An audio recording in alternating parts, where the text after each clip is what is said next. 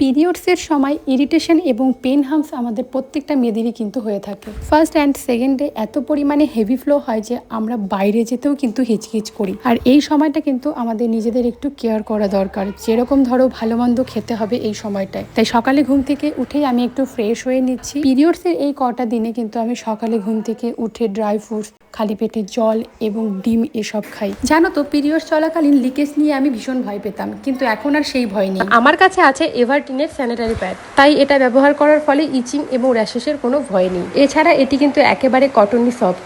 এছাড়া এটি কিন্তু খুব তাড়াতাড়ি অ্যাবজর্ব করে নেয়। আর এটি কিন্তু দুটো ভেরিয়েন্টের, কটনি সফট এবং কটনি ড্রাই। এছাড়া এটিতে রয়েছে ডবল ফ্লিভার কভার, মানে একেবারে পুরো কভারেজ হয়ে যায়, তোমাদের কোনো রকম লিকেজের ভয় নেই।